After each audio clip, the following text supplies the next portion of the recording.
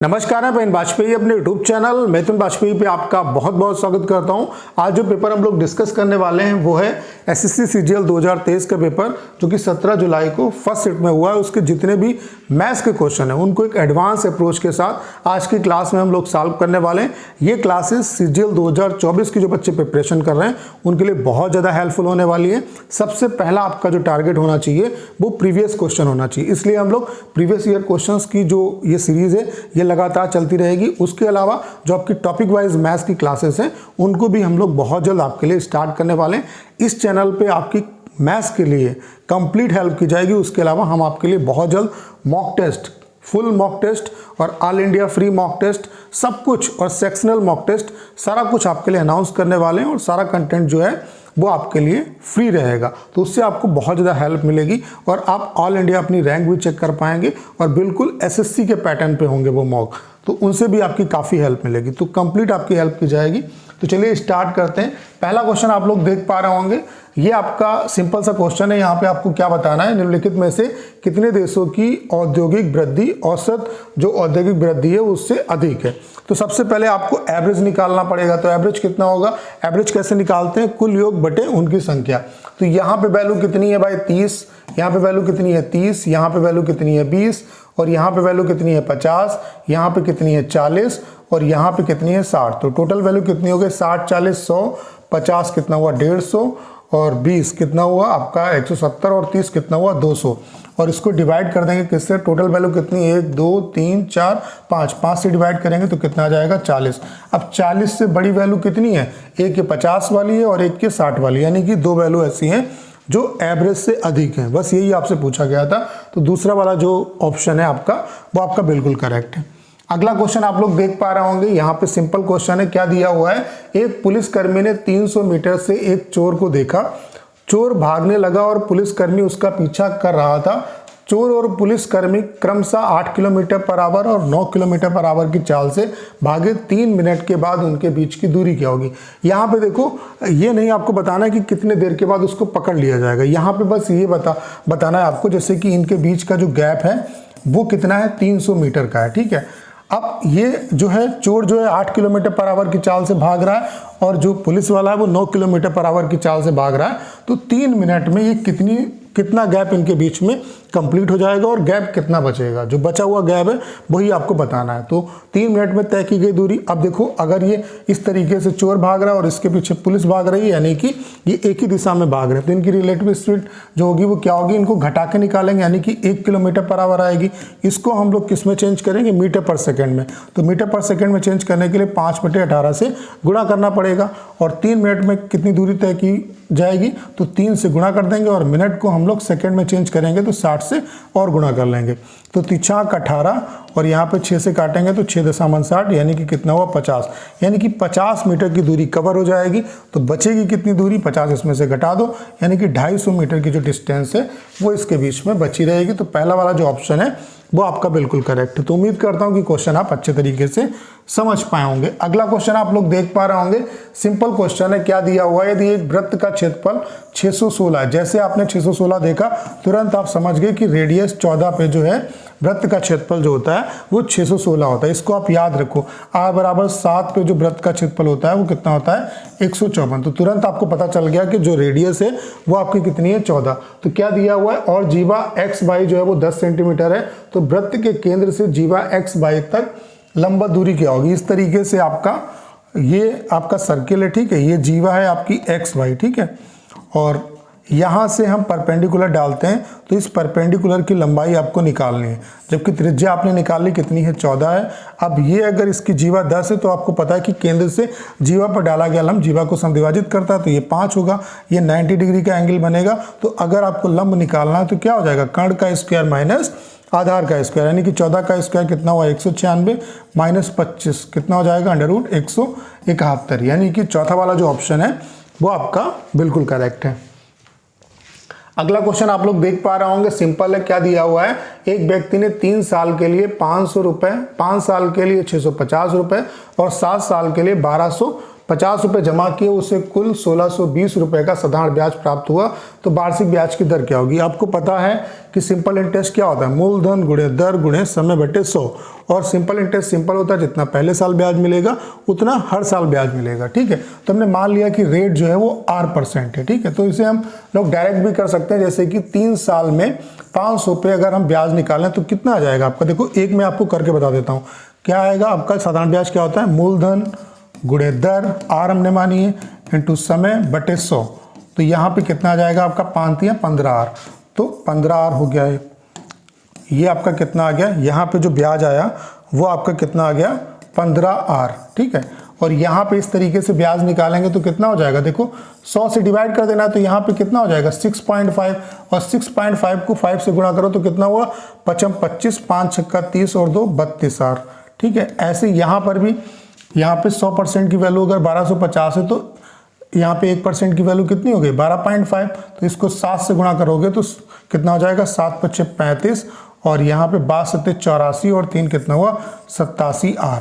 तो ये टोटल ब्याज आया आपका, और वो कितना दिया हुआ है आपका 1620 के बराबर। इसको आप सॉल्व कर लो, ये 15R है। ठीक है, और जब इसे जोड़ेंगे देखो यहाँ पे कितना हुआ 88 और 2 कितना हुआ 90 और 30 कितना हुआ 120R, यानी कि ये टोटल कितना हो गया 135R की जो वैल्यू है वो 1620 है। सॉल्व कर लो, 15 × 135, 15 से काटेंगे 15 × 1 15, ना जाने का 0, और 15 × 8 = 120, 9 से काटेंगे 9 × 1 9, 9 दूनी 18, यानी कि R की जो वैल्यू आएगी वो कितनी आ गई 12%, यानी कि जो रेट होगी वो कितनी हो जाएगी 12%, यानी कि दूसरा वाला जो ऑप्शन है वो आपका बिल्कुल करेक्ट है। तो उम्मीद करता हूं कि क्वेश्चन आप अच्छे तरीके से समझ पाए होंगे। अगला क्वेश्चन आप लोग देख पा रहे होंगे, दिया हुआ है कि दो त्रिभुजों के क्षेत्रफल का जो अनुपात है वो 5:3 है, और उनकी जो ऊंचाई है उनका अनुपात कितना है 5:7 है, तो उनके आधार का क्षेत्रफल क्या होगा। आपको पता होना चाहिए कि क्षेत्रफल का जो अनुपात है वो क्षेत्रफल बराबर क्या होता है बेस इंटू हाइट। तो जैसे क्या करोगे, क्षेत्रफल जैसे A1 है तो ये क्या होगा 1/2 बेस इंटू हाइट, हमने मान लिया इसका बेस B1 है और हाइट कितनी है H1, तो ये क्या होगा 1/2 B1 इंटू H1। ऐसे दूसरे वाले का 1/2 B2 इंटू H2। ये मैं आपको समझाने के लिए बता रहा हूँ। जब आप इसमें अनुपात निकालोगे तो 1/2 से 1/2 कैंसिल हो जाएगा, यानी कि इसकी वैल्यू क्या आएगी B1 इंटू H1 बटे B2 इंटू H2 के बराबर आएगी। तो यहाँ पे क्षेत्रफल का अनुपात कितना दिया है 5:3। ठीक है, उसके बाद ऊंचाइयों का अनुपात कितना दिया है आपका 5:7, तो आपको आधार का अनुपात निकालना है। तो 5 से 5 कैंसिल हो गया, तो B1 बटे B2 की जो वैल्यू आएगी वो कितनी आएगी 7:3 आएगी। इसे आप मौखिक भी कर सकते हो, यहाँ पे ऐसी कोई बड़ी बात नहीं है। तो पहला वाला जो ऑप्शन है वो आपका बिल्कुल करेक्ट है। अगला क्वेश्चन आप लोग देख पा रहे होंगे, ये सिंपल क्वेश्चन है। आपको पता होगा फार्मूला क्या होता है, sin square theta plus cos square theta की जो वैल्यू होती है वो 1 होती है। तो उसी फॉर्मेट में लिखा हुआ है। देखो sin स्क्वायर 25 है, इसको हम क्या लिख सकते हैं sin 90 - 25, तो वो क्या हो जाएगा cos 25, यानी कि sin square theta plus cos square theta हो जाएगा। इसकी वैल्यू कितनी होगी 1, यानी कि तीसरा वाला जो ऑप्शन है वो आपका बिल्कुल करेक्ट है। अगला क्वेश्चन यहाँ पे देखो क्या पूछ रहा है कि इस संख्या में से कौन सी संख्या छोटी से छोटी संख्या घटाई जाए ताकि ये संख्या जो है वो 8 से विभाजित हो। तो सबसे पहले आपको 8 की डिविजिबिलिटी पता होनी चाहिए। 8 की डिविजिबिलिटी जो होती है वो क्या होती है कि संख्या के लास्ट में या तो 3 जीरो हो या लास्ट के 3 अंक 8 से पूरी तरीके से विभाजित हो। तो जीरो तो है नहीं, यानी कि आपको लास्ट के जो 3 अंक है वो 8 से विभाजित होने चाहिए। तो यहाँ पे कितना है आपका 326 है। जब इसमें से 10 माइनस 326 है, जब 10 माइनस करोगे तो कितना आ जाएगा 316। 8 से कट रहा है क्या 8 यहाँ पे 8 × 24 नहीं कटेगा। ठीक है, 8 × 24 हुआ, और फिर कितना बचा 7 6 76 हुआ, नहीं कटेगा। 4 घटाएंगे तो यहाँ पे कितना आएगा आपका 324, ये भी नहीं कटेगा। जब 6 घटाएंगे तो कितना आ जाएगा आपका 316, कितना आएगा 316। तो 8 से जब 6 घटाएंगे यहाँ पे, हाँ 6 घटाएंगे तो कितना आ जाएगा 320। जब 6 घटाएंगे तो यहाँ पे कितना आ जाएगा 320, और ये पूरा पूरा कट जाएगा 8 × 32, यानी कि तीसरा वाला जो ऑप्शन है वो आपका बिल्कुल करेक्ट है। अगला क्वेश्चन आप लोग देख पा रहे होंगे, सिंपल क्वेश्चन है। क्या दिया हुआ है कि एक दुकानदार एक वस्तु को 15% के लाभ पर बेचता है और ऐसे बांट का उपयोग करता है जो 20% कम है, उसका वास्तविक लाभ क्या होगा। देखो यहाँ पे इस चीज को समझो, जैसे उसने कोई चीज 100 रुपए की खरीदी, अब कितने % लाभ पर बेच रहा है 15% के लाभ पर बेचने का मतलब 100 की चीज को 115 की बेच रहा है, लेकिन 20% कम बांट यूज़ करने का मतलब क्या है कि वो माल 80 रुपये का दे रहा है, 80 रुपये का माल दे रहा है और पैसा कितना ले रहा है 115 रुपये। तो उसको फ़ायदा कितना हुआ भाई, यहाँ पे टोटल उसको जो फ़ायदा हुआ वो कितना हुआ 35 रुपये का। तो 35 रुपये का जो फ़ायदा हुआ वो 80 पे हुआ, तो 100 पे कितना होगा, सॉल्व कर लो भाई। 5 से काटेंगे, 5 सत्ते 35, यहाँ पे कितना हुआ 16, 5 से यहाँ पे 4 से कट जाएगा 25 और यहाँ पे 4, 25 सत्ते कितना हुआ 175 और 4 से काटेंगे तो 4 चक्कू 16 और फिर आपका 4 तियाँ 12 और 4 सत्ते 28, 4 पंचे 20, यानी कि आपका कितना आ जाएगा 43.75। तो पहला वाला जो ऑप्शन है वो आपका बिल्कुल करेक्ट है। क्वेश्चन आप लोग देख पा रहे होंगे, दिया हुआ है कि एक दुकानदार एक वस्तु पर खरीदारों के लिए निम्नलिखित छूट योजना ऑफर करता है। ठीक है, क्या पूछ रहा है, किस योजना में विक्रय मूल्य अधिकतम होगा। तो सबसे पहले आप ये समझो कि विक्रय मूल्य अधिकतम होने का मतलब क्या है कि सबसे कम डिस्काउंट कहाँ पे देना पड़ेगा। देखो भाई, विक्रय मूल्य अधिकतम होने का मतलब है सबसे कम डिस्काउंट कहाँ पे देना होगा, वही आपको निकालना है। तो सबसे कम डिस्काउंट कहाँ पे आएगा, सबसे कम जो डिस्काउंट आएगा वो यहीं से आएगा। क्यों, जैसे यहाँ पे देखो 25 और 5 कितना है 30% इसका सम, 20 और 10 इसका सम कितना है 30%। ऐसे यहाँ पर भी ये कितना है 30%। आपको पता होना चाहिए कि अगर कई भी डिस्काउंट हो, कितने भी डिस्काउंट हो, उनका सम अगर बराबर है तो पहली वाली वैल्यू जिसकी बड़ी होगी वहाँ से डिस्काउंट जो है वो मैक्सिमम आएगा। तो सबसे मैक्सिमम जो डिस्काउंट आएगा वो यहीं से आएगा, सबसे जो मैक्सिमम डिस्काउंट आएगा वो यहीं से आएगा और सबसे मिनिमम जो डिस्काउंट आएगा वो यहाँ से आएगा, यानी कि चौथा वाला जो ऑप्शन है वो आपका बिल्कुल करेक्ट है। तो उम्मीद करता हूँ कि क्वेश्चन आप अच्छे तरीके से समझ पाओगे। अगला क्वेश्चन हम लोग देखते हैं। अगला क्वेश्चन आप लोग देख पा रहे होंगे, क्या दिया हुआ है कि त्रिज्या के बराबर ऊंचाई और 5 सेंटीमीटर तिर्यक ऊंचाई वाले शंकु का आयतन क्या होगा। देखो, अगर आपको पता होगा कि शंकु बनता कैसे है, शंकु का फॉर्मेशन कैसे होता है, तभी आप इस क्वेश्चन को कर पाओगे। देखो, शंकु जो है वो समकोण त्रिभुज को आधार या ऊंचाई के परितः घुमाने पर बनता है। ठीक है, तो यहाँ पे अब किस तरीके से बनता है, जैसे आप देख लो, ऊंचाई के परितः अगर घुमाओगे तो इस तरीके से आपका ये शंकु बन जाएगा। ठीक है, ऐसे आधार के परितः घुमाओगे तो इस तरीके से नीचे शंकु बन जाएगा। क्लियर, तो ये चीज़ आपको पता होनी चाहिए कि शंकु कैसे बनता है जब हम समकोण त्रिभुज को आधार या ऊंचाई के परितः घुमाते हैं। तो यहाँ पे क्या दिया है कि इसकी जो लेटरल हाइट है, यानी कि जो कर्ण है वो कितना है 5 और ऊंचाई और आपका क्या बराबर है, त्रिज्या बराबर है, यानी कि ये डिस्टेंस भी आर है और ये भी डिस्टेंस आर है। अगर ये समकोण त्रिभुज है तो आपको पता होगा कि R square plus R square की जो वैल्यू है वो 5 का स्क्वायर 25 के बराबर होगी, यानी कि 2r स्क्वायर की वैल्यू 25। तो r बराबर कितना हो जाएगा 5/√2।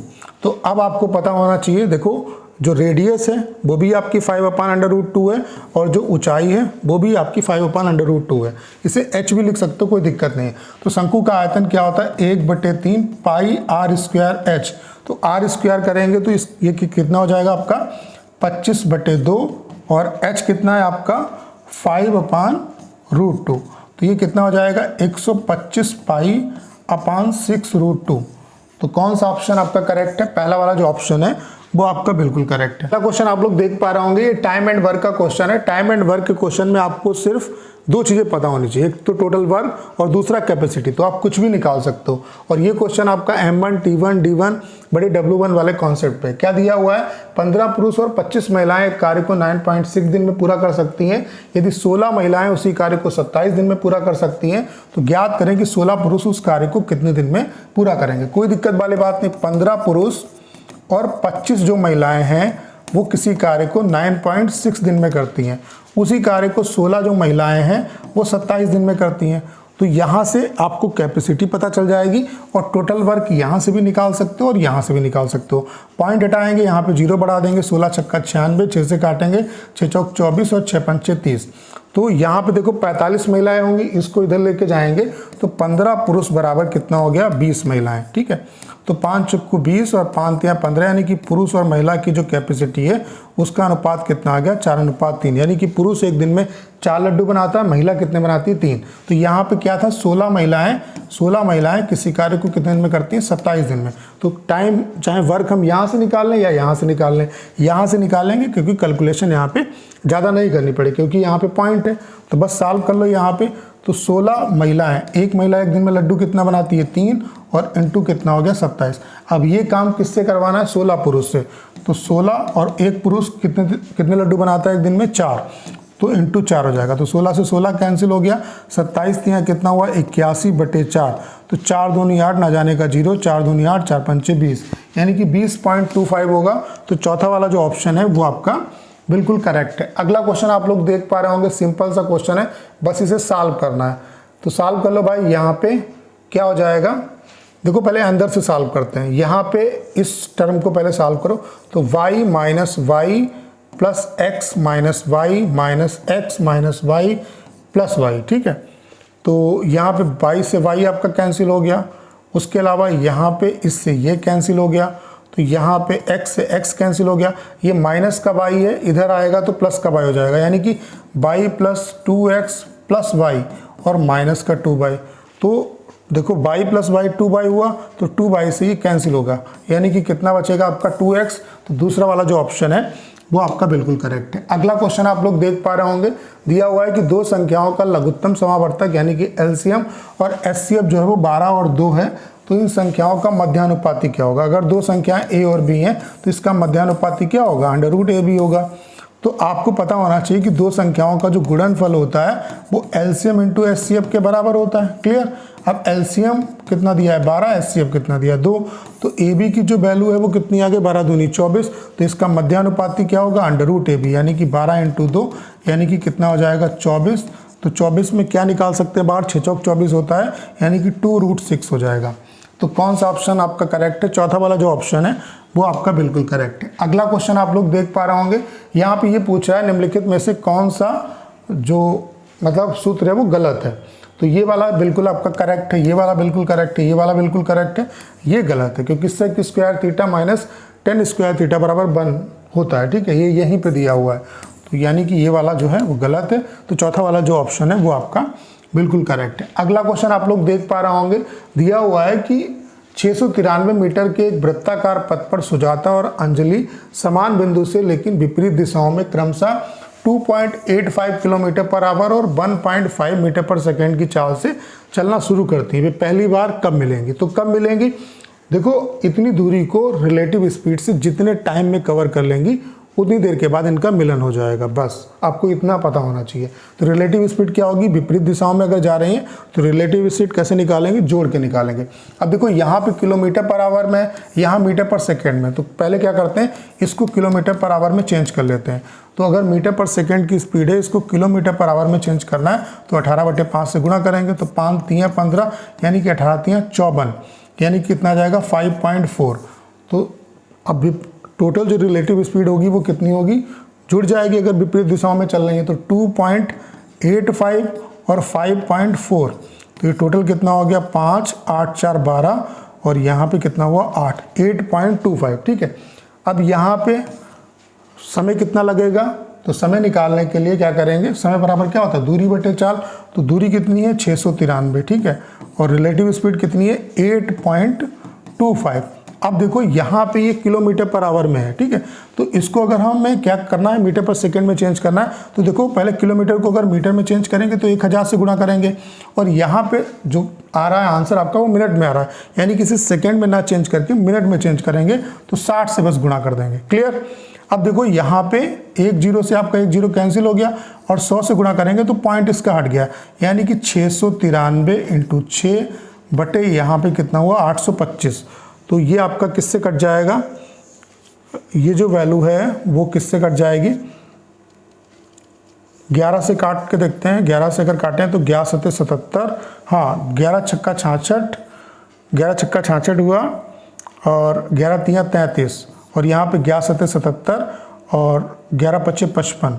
फिर आपका 3 से कट जाएगा, 3 दूना 6, 3 1 3, और 3 से काटेंगे तो 3 दूना 6 और 3 15, ठीक है, यानी कि 21 छक्का कितना आया आपका 6 1 6 और 6 दूनी 12, 126/25। अब यहाँ पे 25 है तो 4 से गुणा कर लो, या आप ऐसे भी इसे काट भी सकते हो, कोई दिक्कत नहीं। कितने बार जाएगा 25 पंचे 125, 25 पंचे 125, एक बचा ना जाने का 0, फिर 25 चक्कू कितना आएगा 100, यानी कि 5.05 मिनट आएगा। तो चौथा वाला जो ऑप्शन है वो आपका बिल्कुल करेक्ट है। अगला क्वेश्चन आप लोग देख पा रहे होंगे, ये सिंपल है। देखो साइन थीटा साइन टी दिया है, sine T plus cos T की वैल्यू 4/5 है, तो sine T into cos T की वैल्यू क्या होगी, तो इसको अगर दोनों तरफ स्क्वायर कर दोगे तो sine square T plus cos square T plus 2 sine T into cos T होगा, ठीक है, इज इक्वल टू 16/25।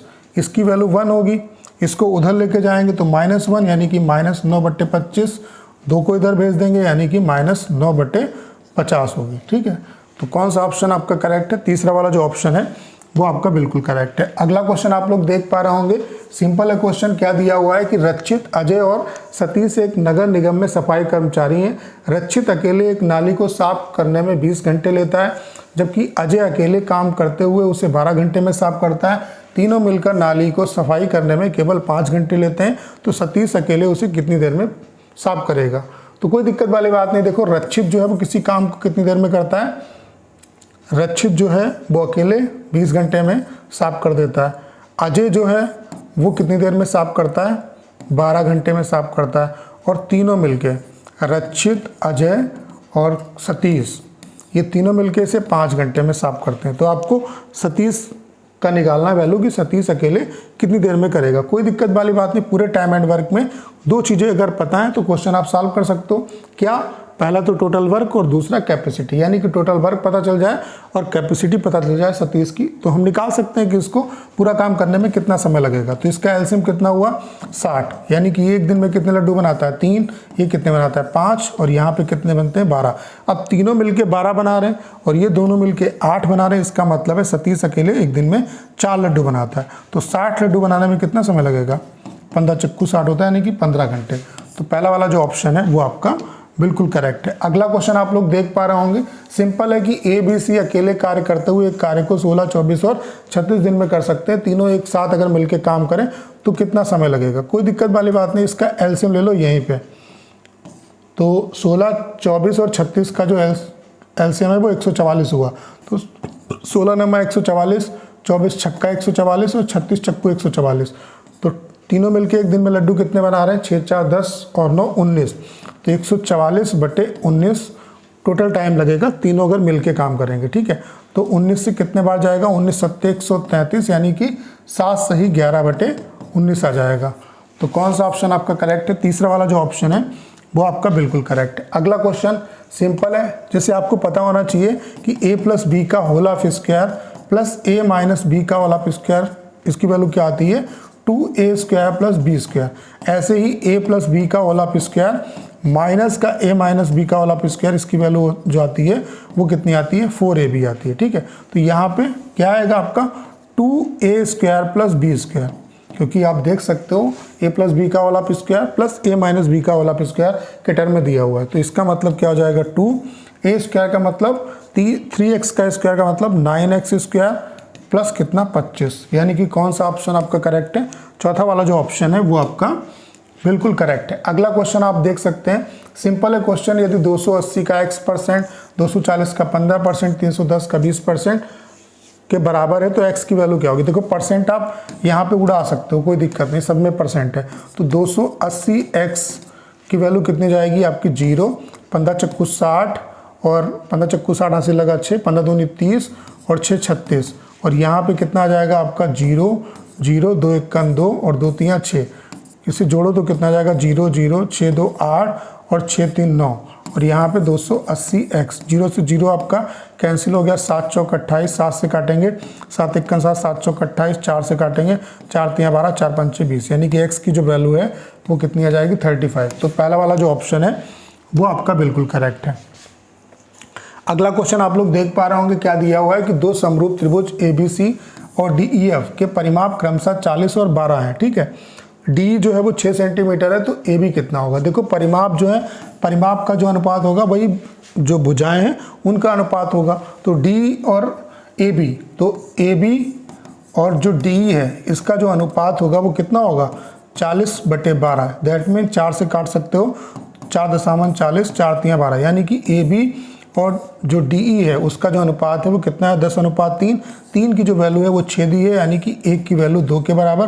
तो 10 की वैल्यू कितनी हो जाएगी? 20, यानी कि तीसरा वाला जो ऑप्शन है वो आपका बिल्कुल करेक्ट है। आपको पता होना चाहिए कि जो भुजाएं हैं समरूप त्रिभुज में भुजाएं अनुपातिक होती हैं, और जो भुजाएं हैं उनका अनुपात किसके बराबर होता है? चाहे लंब के अनुपात हो, लंब का जो अनुपात है वो भी भुजाओं के अनुपात के बराबर होगा, या आप उस पर अगर मतलब मध्य का अगर डालोगे उसके बराबर होगा, या परिमाप है उसके बराबर होगा, और क्षेत्रफल का जो अनुपात होगा वो इनके स्क्वायर के बराबर होगा। ठीक है, ये बात आपको पता होगी। अगला क्वेश्चन आप लोग देख पा रहे होंगे, क्या दिया हुआ है कि यदि एक्स स्क्वायर प्लस 1/x² की वैल्यू 7 है, और यहाँ पे ये वाला जो टर्म है ये इंपॉर्टेंट है आपके लिए कि x की जो वैल्यू है वो 0 से बड़ी है लेकिन 1 से छोटी है, तो आपको x² माइनस 1/x² की वैल्यू निकालनी। तो ये क्या हो जाएगा, x प्लस 1/x और x माइनस 1/x, क्योंकि a² माइनस b² का फार्मूला क्या होता है, a प्लस बी और a माइनस बी। तो यहाँ से अगर हमें x प्लस 1/x की वैल्यू निकालनी है तो दोनों तरफ 2 जोड़ दो आप, तो इसका मतलब है x प्लस 1/x की जो वैल्यू होगी वो कितनी आ जाएगी, 3। ऐसे अगर हमें माइनस में निकालना है तो 2 घटा दो, इसका मतलब x माइनस 1/x की जो वैल्यू होगी वो कितनी आ जाएगी, इसका स्क्वायर की वैल्यू कितनी होगी, 5। अब x माइनस 1/x की वैल्यू कितनी जाएगी, √5। अब यहाँ पे आप देखो एक तो होगी प्लस और एक होगी माइनस, लेकिन क्या लेंगे, क्योंकि यहाँ पे ये कंडीशन दी है इस वजह से हमें यहाँ पे माइनस वाली जो वैल्यू है वो लेनी पड़ेगी। यानी कि x माइनस 1/x की जो वैल्यू है वो कितनी आ गई, माइनस का √5। तो इसकी वैल्यू कितनी जाएगी, 3 इंटू माइनस का √5 यानी कि -3√5, यानी कि चौथा वाला जो ऑप्शन है वो आपका बिल्कुल करेक्ट है। अगला क्वेश्चन आप लोग देख पा रहे होंगे, सिंपल क्वेश्चन है, सॉल्व कर लेते हैं। तो पहले अंदर से ही सॉल्व करते हैं। देखो 121 इंटू 81 बटे 11 इंटू 9, तो 11 ग्रामन 121, 9 नमा 81, तो कितना हुआ 11 नमा 99। ठीक है, और यहाँ पे 144 बटे 198 इंटू 99, तो 99 दूना कितना होता है 198, यहाँ पे कितना आ जाएगा आपका 72। ठीक है, तो 72 इंटू 2.5, तो यहाँ पे पॉइंट हटाएंगे नीचे 10 आ जाएगा, तो 5 25 और 5 दूना 10, यहाँ पे कितना आएगा 36, 36 पंचे कितना होता है 180, यानी कि चौथा वाला जो ऑप्शन है वो आपका बिल्कुल करेक्ट है।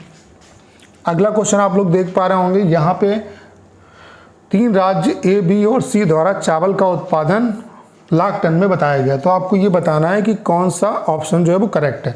तो तीसरा वाला ऑप्शन ही करेक्ट होगा, मैच कर लो, कोई दिक्कत वाली बात नहीं है, सिंपली आप देख सकते हैं, बस यहाँ पे देखना है कि वैल्यू जो है वो कौन सी सही आएगी। तो 2017 में बी द्वारा चावल का उत्पादन, तो 2017 में बी द्वारा चावल का उत्पादन कितना है आपका, आप देख सकते हैं 60 है। ठीक है, और 2020 में ए द्वारा चावल का उत्पादन जो है वो भी इतना है, तो इसके बराबर है, यानी कि ये वाला जो स्टेटमेंट है वो आपका बिल्कुल करेक्ट है।